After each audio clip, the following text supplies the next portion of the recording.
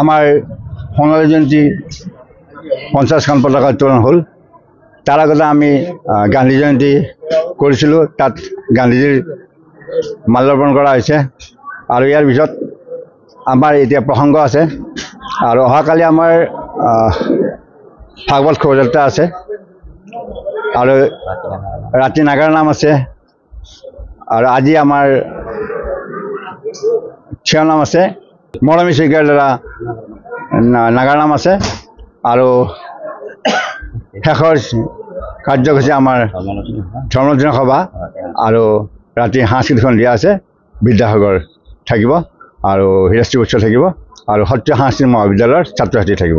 মহাপুৰুষ গুৰুজনাৰ 577তম আৱিৰ্ভাৱ মহোৎসৱৰ আমাৰ উত্তৰ ৰঙিয়া শ্ৰীমন্ত শংকৰদেৱ সত্ৰত আমাৰ সোণালী জয়ন্তী বৰ্ষ, আৰু ইয়াত আমাৰ ইতিমধ্যে যোৱাকালিৰ পৰা অনুষ্ঠান আৰম্ভ হৈছে, আৰু আজি আমাৰ মূল পতাকা উত্তোলনেৰে কাৰ্যসূচী আৰম্ভ হৈছে। আজি আমাৰ মৰমী শইকীয়া থাকিব নাগাৰা নাম, তাৰ পিছতে আমাৰ ৰাতি থাকিব আমাৰ হীৰকজ্যোতিৰ অনুষ্ঠান, আৰু অহাকালি আমাৰ ৰাতিপুৱা থাকিব ভাগৱত শোভাযাত্ৰা, আৰু নিশা থাকিব আমাৰ